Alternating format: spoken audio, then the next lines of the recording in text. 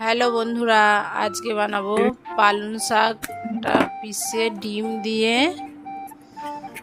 পালং শাক ডিমের একটা পনিরের মতো বানিয়ে নেবো। এটা ডিম ভেঙে দিয়ে গোলমরিচ গুঁড়ো দেবো, জিরে গুঁড়ো, ধনে গুঁড়ো, লঙ্কার গুঁড়ো, হলুদ, লবণ, ভালো করে এটা ফাটিয়ে নেবো। ফাটিয়ে এটা গরম জল বসাবো।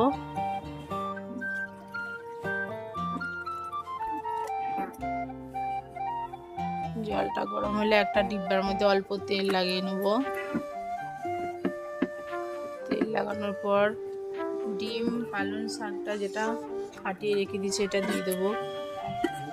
ঢাকনা বন্ধ করে এটা 15 মিনিট ভাপে পনিরের মতো বানিয়ে নেব। এটা 15 মিনিট হয়ে গিয়েছে, নামিয়ে নেব। বা ঠান্ডা জলে ডিব্বাটা বসিয়ে ঢাকনটা খুলে দেখব। দেখো পনিরের শেপে হয়ে গেছে। এটা কেটে নেব চাকু দিয়ে।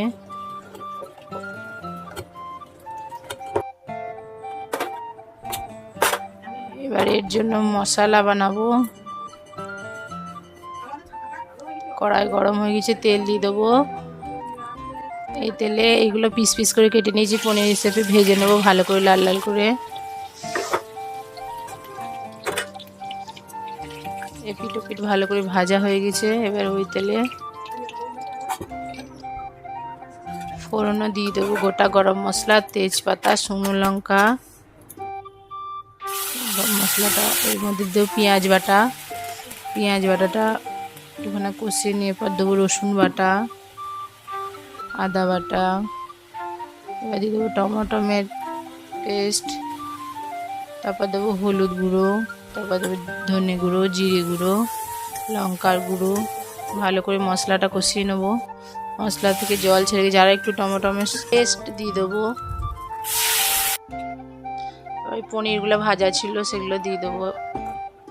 লবণ, স্বাদ অনুসার চিনি, ঢাকা দিয়ে দেবো।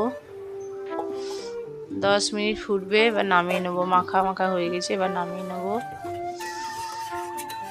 উপর দিয়ে একটু গরম মশলা দিয়ে দেবো। ডিম দিয়ে পালং শাকের পনিরের সবজিটা ভালো লাগলে লাইক করো, শেয়ার করো।